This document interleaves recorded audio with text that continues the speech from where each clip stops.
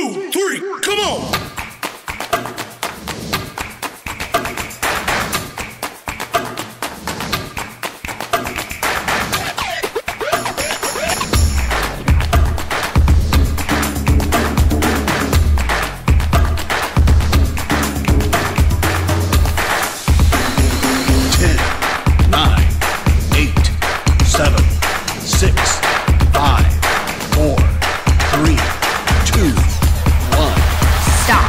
Hari ini firman Tuhan akan mengambil tema mengenal Tritunggal, knowing the Trinity, ya, mengenal Tritunggal.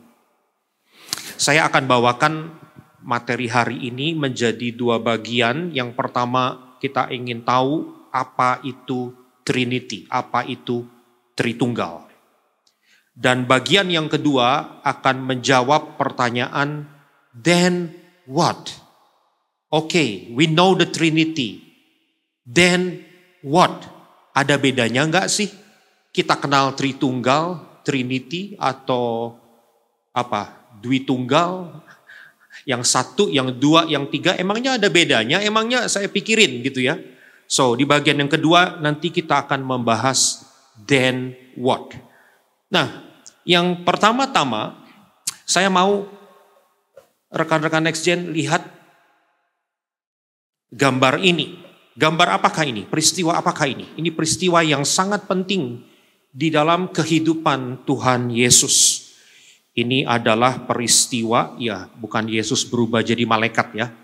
Tapi di dalam peristiwa ini, yaitu tepatnya di Sungai Yordan, Yesus dibaptis dan sesuatu yang extraordinary terjadi di dalam baptisan itu. Baptisan buat Yesus adalah stepping stone. Katakan sama-sama, stepping stone. Langkah awal, batu pijakan pertama sebelum Tuhan Yesus bisa melakukan tugasnya sebagai Mesias yang menyembuhkan, yang mengusir setan, dan sebagai anak Allah yang mati mencurahkan darahnya untuk kita semua di atas kayu salib. Stepping stone-nya adalah peristiwa baptisan ini. Nah, kita mau lihat di dalam Lukas pasal yang ketiga, ayat 21 dan ayat 22. Dikisahkan bagaimana seluruh orang banyak dibaptis. Dan ketika Yesus juga dibaptis dan sedang berdoa, open heaven terjadi, terbukalah langit. Dan kita mau sama-sama membaca ayat 22. Siap? 2, 3. Dan turunlah Roh Kudus dalam rupa burung merpati ke atasnya. Dan terdengarlah suara dari langit, engkaulah anakku yang kukasihi, kepadamulah aku berkenan. Teman-teman perhatiin baik-baik. Stepping stone dari kehidupan Tuhan Yesus dimulai di Sungai Yordan. First step dari pelayanan Tuhan Yesus dimulai dengan mengalami kasih Bapa, mengalami dipenuhi oleh Roh Kudus. Jadi saya sungguh percaya kalau Tuhan Yesus di dalam titik awal kehidupan rohaninya mengalami fenomena atau experience tentang Tritunggal, pertanyaannya buat kita hari ini, stepping stone-nya kita begitu enggak?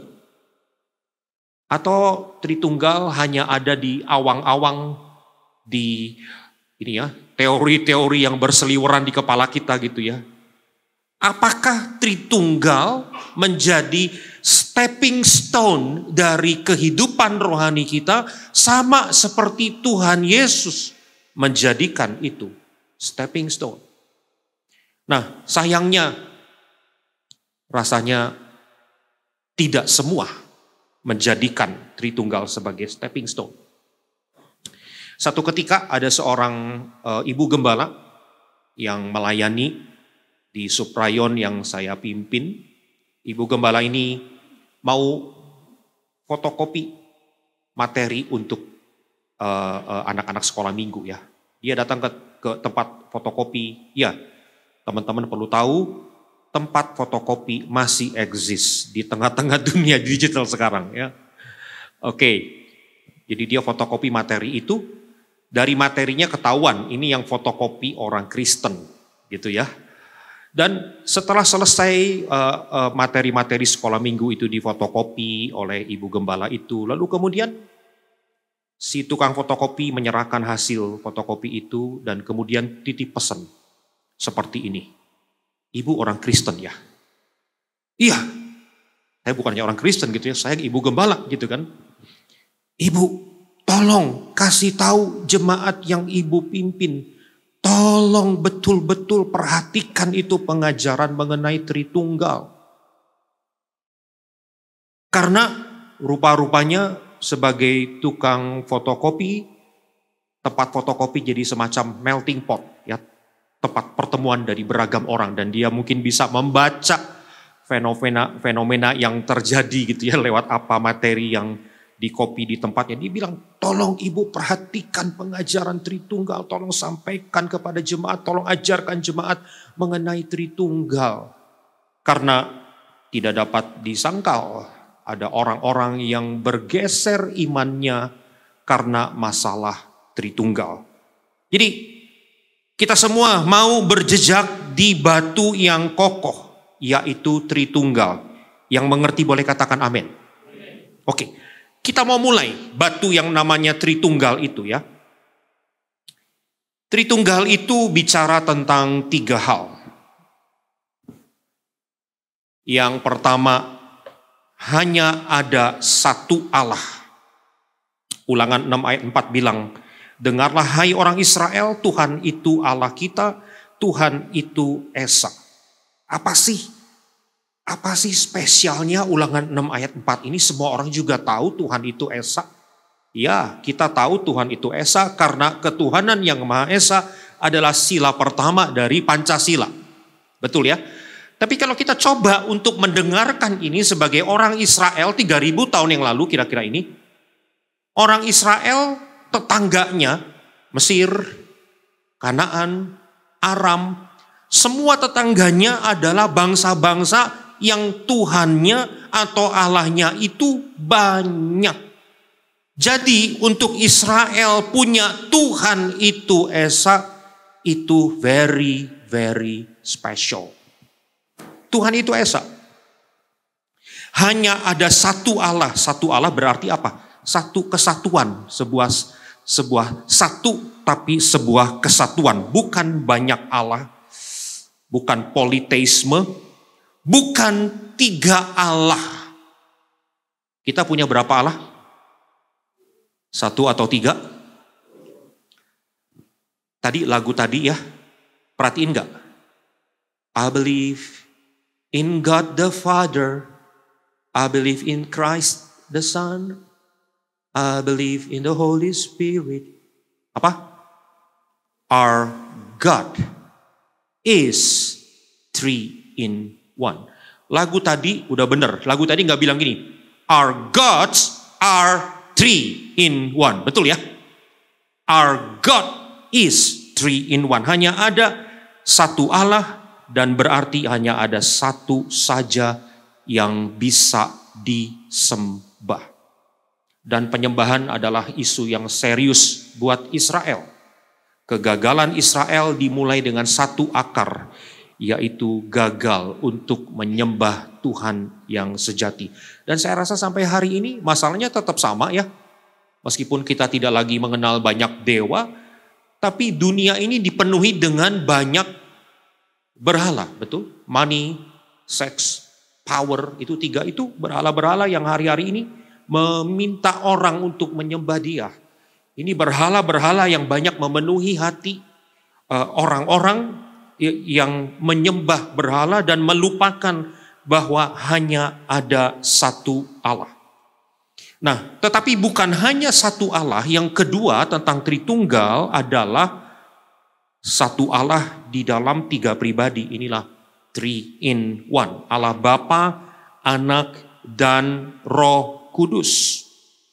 Oke, kayaknya ini kita perlu bermatematika dulu sejenak. Bagaimana ada 3 pribadi bisa satu Allah?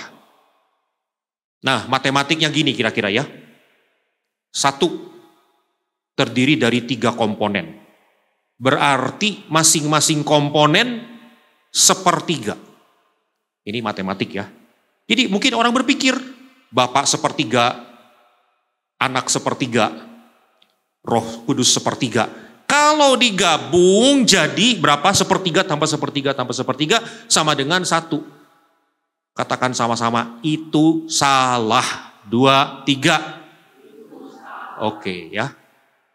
Jadi Bapa adalah Allah yang utuh, Allah yang penuh. Anak adalah Allah yang utuh, Allah yang penuh, bukan sepertiga. Demikian juga Roh Kudus adalah Allah sepenuhnya, dan masing-masing pribadi ini sederajat. Bapa bukan Allah yang berfungsi jadi bos, lalu Anak dan Roh Kudus adalah pesuruh dari bos yang namanya Allah Bapa. Tidak demikian. Masing-masing sederajat dan masing-masing adalah Allah sepenuhnya. Nah, akan tetapi ini yang ketiga tentang Tritunggal, tiap pribadi yaitu Bapa, Anak, dan Roh Kudus adalah pribadi yang unik, yang berbeda, yang punya ciri khas masing-masing. Semua orang yang hadir di tempat ini adalah unik, ya, masing-masing unik. Demikian juga dengan pribadi ilahi ini. Jadi Bapa bukan Anak, Bapa bukan Roh Kudus, dan Anak bukan Roh Kudus, tapi masing-masing pribadi adalah unik. Nah, pemahaman ini seringkali orang-orang coba untuk mengolahnya dengan logika sendiri. Gimana ya, ada 3 pribadi tapi 1 Allah. Oh, mungkin seperti ini. Ya, kalau bukan sepertiga, mungkin kira-kira seperti ini. Cuma ada 1 pribadi, tapi 1 pribadi ini gonta-ganti topi. Kadang-kadang dia pakai topi Bapa, kadang-kadang dia pakai topi Anak, kadang-kadang dia pakai topi Roh Kudus. Seperti saya hari ini, saya lagi pakai topi preacher hari ini, siang ini, sore ini. Nanti malam saya daddy, saya tidak di rumah, di meja makan tidak preaching, saudara. Tapi jadi daddy, gitu ya. Hari Senin saya mungkin akan ngajar, saya teacher, gitu. Nah, 1 pribadi, Hendrik Timadius, preacher, daddy, teacher. Apakah Allah seperti itu? Sama-sama kita katakan, itu salah. 2, 3. Salah ya. Bukan gonta-ganti topi. Bukan 1 pribadi gonta-ganti topi. Tapi 3 pribadi yang unik. Nah, masalahnya gini teman-teman. Ajaran ini, bahwa hanya ada 1 pribadi, gonta-ganti topi, itu bukan ajaran yang baru. Dari 2000 tahun yang lalu sudah ada yang seperti ini. Kenapa ya ajaran yang kayak gini, ajaran yang salah kayak gini, kok nggak mati-mati gitu loh. Nah, berarti sampai hari ini masih ada orang yang percaya bahwa Tuhan itu seperti itu. 1 pribadi gonta-ganti topi. Itu salah.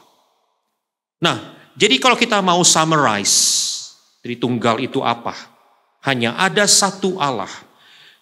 Di dalam 3 pribadi ilahi yang sederajat, dan masing-masing pribadi adalah pribadi yang unik.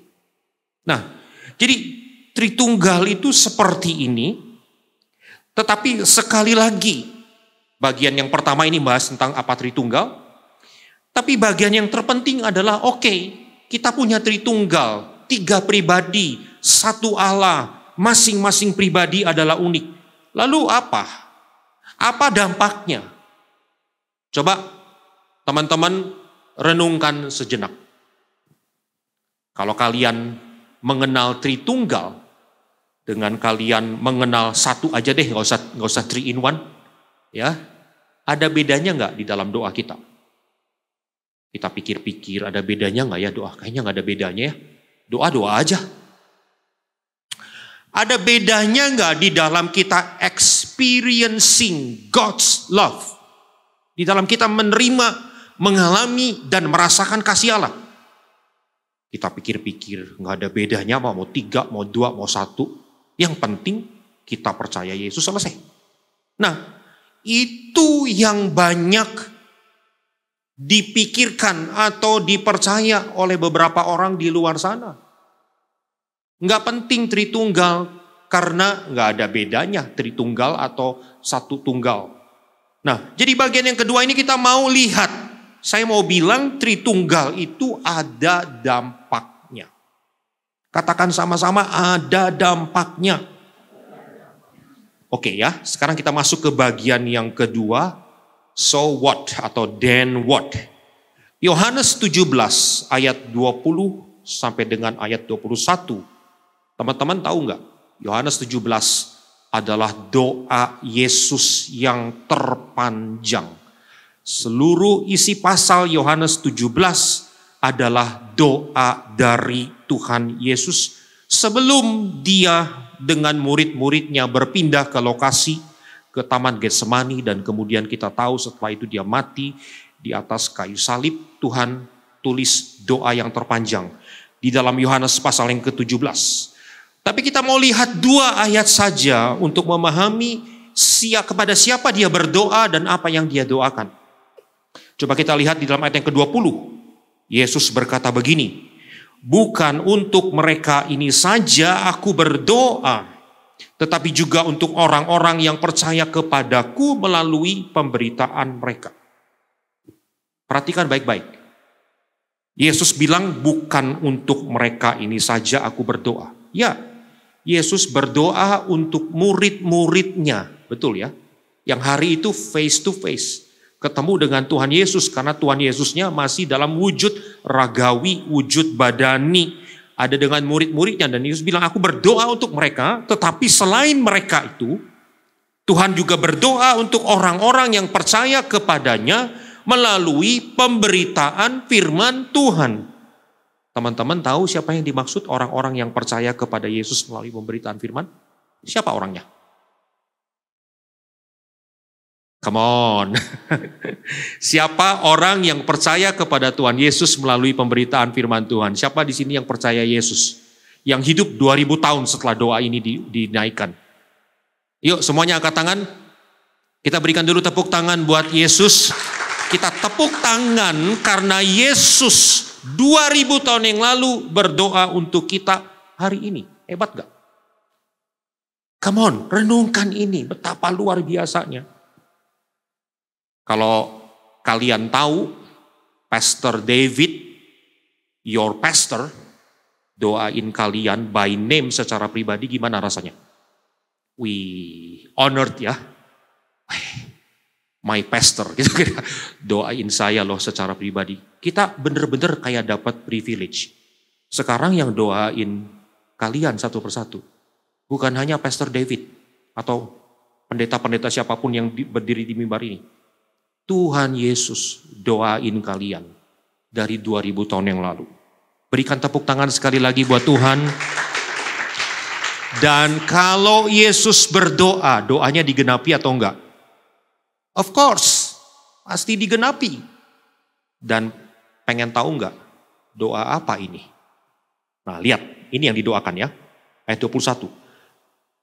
Kita baca sama-sama, 2, 3. Supaya mereka semua menjadi satu sama seperti Engkau ya Bapa di dalam aku dan aku di dalam Engkau, agar mereka juga di dalam kita, supaya dunia percaya bahwa Engkaulah yang telah mengutus aku. Lihat kata-kata ini.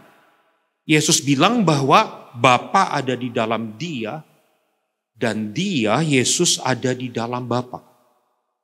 Mereka bukan hanya nempel, mereka bukan hanya merekat, tapi mereka saling mengisi dan saling mendiami. Bapa di dalam Yesus, Yesus di dalam Bapa.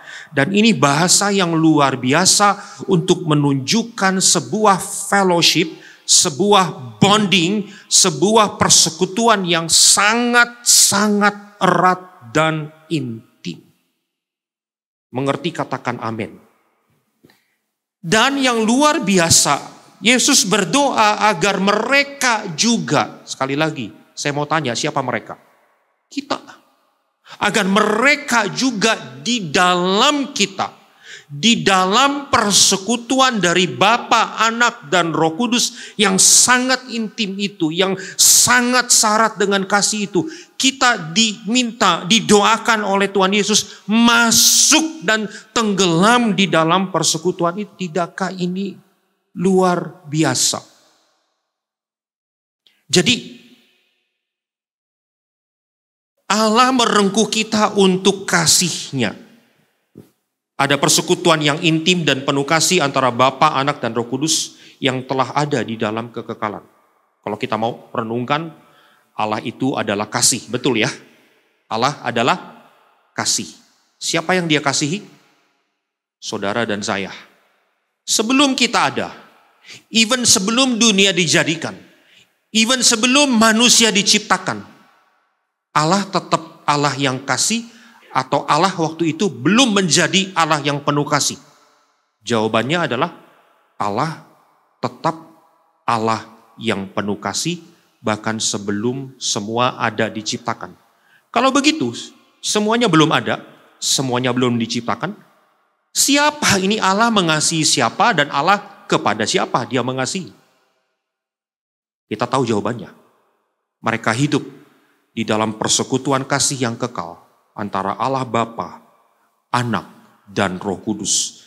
Dan sekarang kita semua diundang, bahkan direngkuh, kayak direbut, kayak ditarik, untuk kita tenggelam dan dicemplungin ke dalam kolam lautan kasih itu. Betapa luar biasanya pengalaman ini.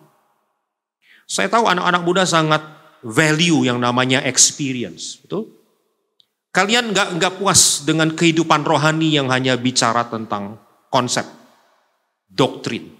Tapi kalian memvalue sesuatu yang sifatnya experiential. Saya mau kalian bayangin gini, ini udah deket Xinjia ya. Siapa yang sudah punya rencana kunjungan untuk pergi ke rumah tertentu? Kayaknya semua dari kita deh ya. Kita ke rumah siapa? Oke, ke rumah kungkung, popo, kakek, nenek, granny, granddad, ya, ke rumah papa, mama. Oke, ada kalau udah kungkung, popo udah nggak ada, ya siapa yang paling dituakan, kita akan hari itu kita akan masuk ke ruangan itu. Bayangin gini, kita masuk ke dalam mall yang penuh dengan orang. Beda nggak rasanya kita masuk ke dalam rumahnya kungkung, popo, yang di situ sudah ada kungkung, popo, mama, papa, pak, pakmeh, dan seluruh andai tolan. Ada bedanya nggak? Beda ya. Bedanya di mana? Begitu kita masuk ke rumah tempat nanti kita akan datang di Xinjiang nanti, kita langsung merasakan atmosfer kasih, atmosfer kehangatan, atmosfer penerimaan. Betul atau betul? Itu baru persekutuan manusia loh. Betapa lebih hebat dan ajaibnya persekutuan ilahi Allah Bapa, Anak, dan Roh Kudus yang hidup di dalam kekekalan, penuh dengan kasih dan saling mengasihi, dan sekarang kita masuk ke dalamnya. Sekarang Allah merengkuh manusia ke dalam persekutuan ilahi ini. Karena itu tadi dikatakan di dalam Yohanes 17 ayat 21, agar mereka juga di dalam kita. Yang merasakan ini ajaib banget, yuk kita berikan tepuk tangan buat Allah Bapa, Anak, dan Roh Kudus. Dan dengan demikian pengalaman kita, our experience, kita nggak mungkin punya pengalaman yang utuh tentang kasih, tentang compassion. Kita nggak mungkin punya pengalaman yang utuh tanpa kita berbicara tentang Tritunggal. Omong kosong ngomongin kasih kalau tidak ngomongin Tritunggal. Inilah jawaban atas pertanyaan, oke, Tritunggal, then what? Dan saya mau bilang, then what-nya ini. So what-nya adalah ini. Tidak ada kasih yang utuh. Tidak ada kasih yang sempurna selain kasih Allah Tritunggal. Kalau ada kasih yang palsu, kalau ada kasih yang semu, kalau ada kasih yang pura-pura yang selama ini kita alami dalam interaksi dengan orang lain, atau mungkin yang selama ini kita alami, kita pikir kita lagi mengalami kasih Allah, tapi ternyata kok ujung-ujungnya begini. Kalau ada kasih yang seperti itu berarti belum utuh, belum sempurna, dan itu berarti ada sesuatu yang salah tentang iman kita kepada Allah Tritunggal. Teman-teman perhatiin nggak? Dari sejak awal sampai slide ini, semuanya firman. Betul? Gak ada story yang lain gitu ya. Kadang-kadang pergumulan saya sebagai pendeta. Tuhan, saya ini kan pemberita firman ya. Saya bukan stand up comedian, saya bukan motivator. Saya pemberita firman, tugas saya mewartakan firman. Tapi kadang-kadang kita nih, gak tahu nih Pastor David ya. Kita punya pergumulan pengkhotbah. Kalau jemaat disuruh dikasih konsumsi firman, aduh, pasti bosan jemaat. Mereka pasti ngantuk. Mereka pasti nggak konsentrasi. Firman Tuhan ini memang rasanya kering-kering sih. Jadi saya mesti tambahin bumbu dan kecap banyak-banyak supaya firman Tuhan yang kering ini bisa terasa lezat di dalam indera pengecapan kalian. Terus terang, saya sudah bertobat dari sikap yang seperti itu. Saya sudah bertobat dari sikap yang menubuatkan jemaat Tuhan kagak akan dengerin firman. Siapa bilang? Katakan kiri kanan, siapa bilang? Oke. Kembali ke laptop ya. Oke, hanya lewat kasih Allah Tritunggal kita bisa lihat, kita bisa terima, kita bisa alami, dan kita bisa menerima kasih yang utuh dan sempurna. Karena apa? Karena kita bisa lihat ada dimensi kasih Bapa, ada kasih Anak, ada kasih Roh Kudus dalam dimensi, aspek, dan karakter yang berbeda. Dan kita tidak mau kehilangan satu pun dari dimensi ini. Kita mau receive the whole package of God's love. Coba kita lihat kasih Bapa itu seperti apa. Bapa itu digambarkan sebagai Bapa yang sangat baik, begitu besar kasihnya, sehingga dia memberikan hartanya satu-satunya yang paling berharga kepada orang-orang yang tidak layak menerima hadiah itu. Orang-orang berdosa. Siapa itu harta yang paling berharga? Tuhan Yesus. Inilah kasih Bapa. Kasih yang begitu besar, yang memberikan hadiah yang terbaik kepada kita semua. Coba renungkan. Kalian ngerasain itu enggak? Kalian experience enggak? Ada pribadi yang seperti itu? Terus terang kalau buat saya potong di sini dulu. Saya waktu itu usia 9 tahun kehilangan ayah. Kecelakaan kereta api. Sampai usia dewasa, mama adalah single parent buat kami bertiga. Saya 9 tahun, adik 8 tahun, yang bungsu 4 atau 5 tahun. Nah, dan ditambah kami belum kenal Tuhan Yesus. Jadi kalau saya merenung pengalaman saya itu, wah pasti hancur tuh hidupnya tuh.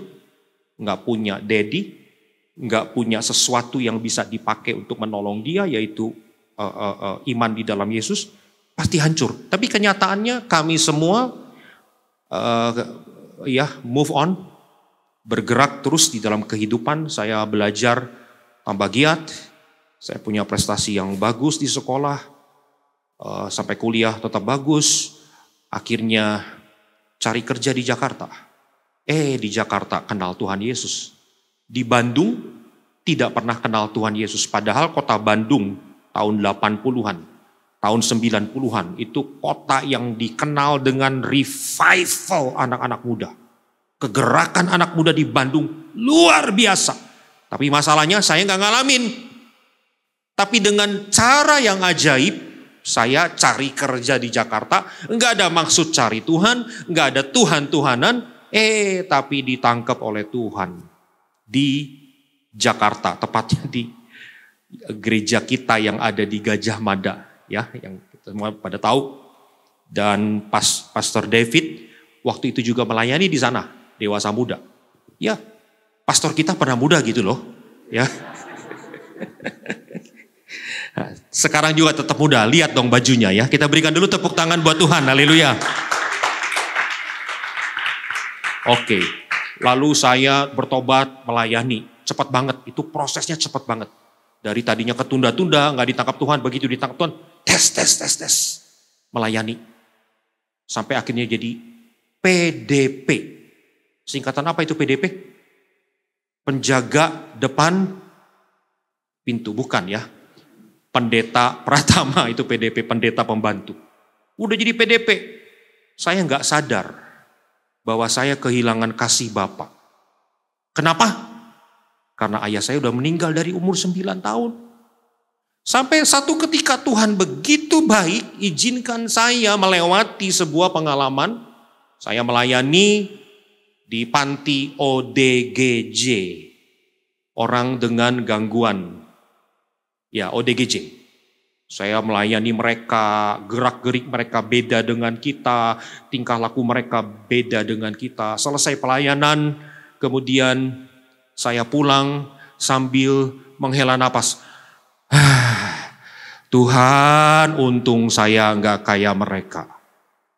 Tuhan, untung saya normal-normal aja nih Tuhan.